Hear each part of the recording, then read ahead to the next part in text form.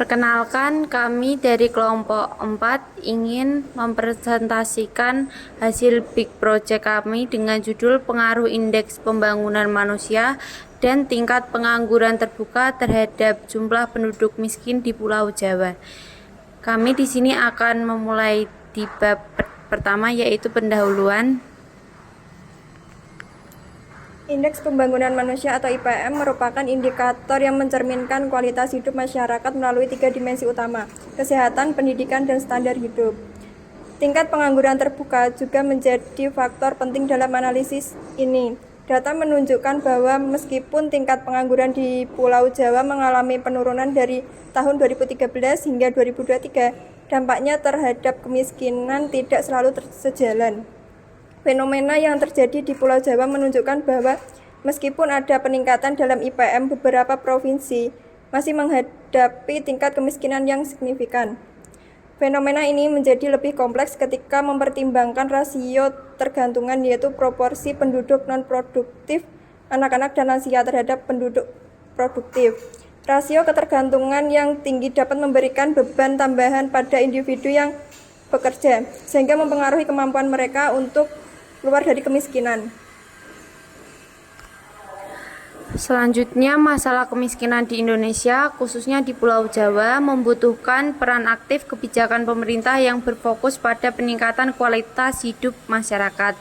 Kebijakan yang menitikberatkan pada peningkatan indeks pembangunan manusia melalui akses pendidikan, layanan kesehatan, dan penciptaan lapangan kerja menjadi langkah strategis dalam mengurangi angka kemiskinan. Selain itu, penyesuaian upah minimum kabupaten atau kota juga dipandang sebagai salah satu langkah penting untuk memperbaiki kesejahteraan masyarakat. Penelitian ini bertujuan mengeksplorasi hubungan antara IPM dan tingkat pengangguran terbuka dengan jumlah penduduk miskin di Pulau Jawa, menggunakan data panel dari berbagai provinsi selama periode 2013 sampai 2023.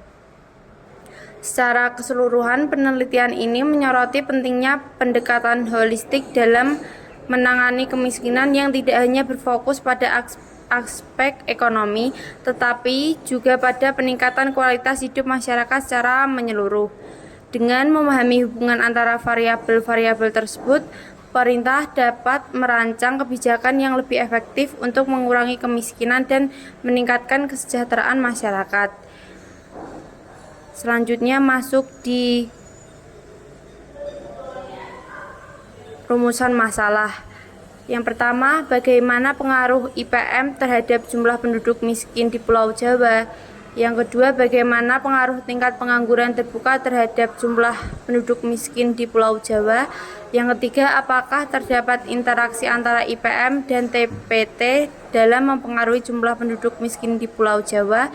Yang keempat, apa saja faktor lain yang mungkin mempengaruhi hubungan antara IPM dan TPT dan jumlah penduduk miskin? Yang kelima, bagaimana kebijakan pemerintah dalam meningkatkan IPM dan menurunkan TPT dapat berkontribusi terhadap pengurangan jumlah penduduk miskin? Masuk ke tujuan penelitian. Yang pertama, menganalisis pengaruh IPM terhadap kemiskinan. Yang kedua, menganalisis pengaruh tingkat pengangguran. Yang ketiga, meneliti interaksi antara IPM dan pengangguran. Yang keempat, mengidentifikasi faktor lain yang mempengaruhi kemiskinan. Dan yang terakhir, memberikan rekomendasi kebijakan.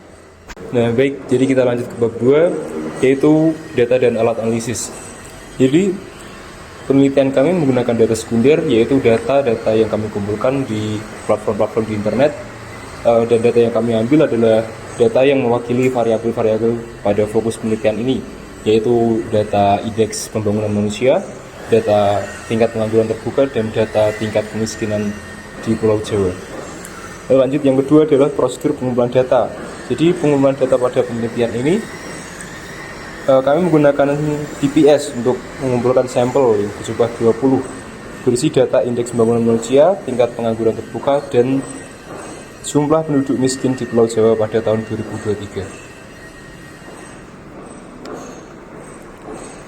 Lalu di sini alat analisisnya kami melakukan analisis dengan uji asumsi klasik dan regresi berganda. Jadi uji asumsi klasik dilakukan untuk memastikan bahwa data yang digunakan memenuhi persyaratan yang diperlukan dalam analisis regresi seperti normalitas, multikolinearitas, heteroskedastisitas, dan autokorelasi.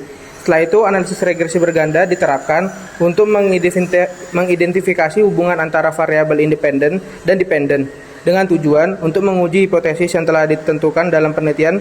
Semua analisis tersebut dilakukan menggunakan software SPSS dengan tingkat signifikasi 5%, yang berarti bahwa hasil yang diperoleh dianggap signifikan jika probabilitas kesalahan tipe 1 alfa kurang dari 5% atau 0,05.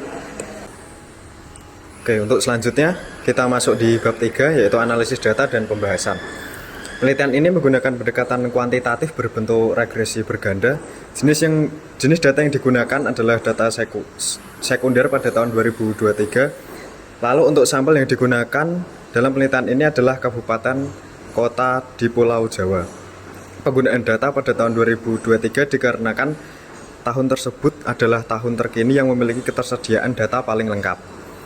Variabel terikat dalam penelitian ini adalah jumlah penduduk miskin, sedangkan variabel bebas pada penelitian ini adalah indeks pembangunan manusia dan tingkat pengangguran terbuka.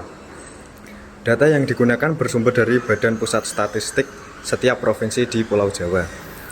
Untuk selanjutnya, teknik analisis. Kita melakukan uji asumsi klasik seperti uji normalitas, uji multikolinearitas, dan uji heteroskedastisitas. Untuk uji autokorelasi tidak kita lakukan dikarenakan data yang kita gunakan adalah data cross section.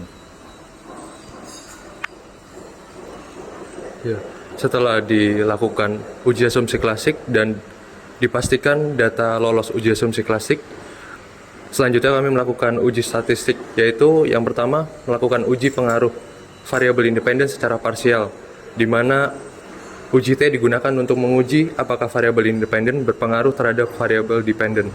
Dan ditemukan bahwa IPM menghasilkan nilai signifikan pada 0,06 yang dimana di atas alfa 0,05. Maka terbukti bahwa IPM secara tidak signifikan berpengaruh negatif terhadap persentase penduduk miskin dengan tingkat signifikansi 5%. Kemudian pada variabel tingkat pengangguran terbuka ditemukan bahwa signifikan pada 0,00 di mana kurang dari alfa 0,05. Maka terbukti secara signifikan bahwa tingkat pengangguran terbuka berpengaruh negatif terhadap persentase penduduk miskin dengan signifikansi 5%.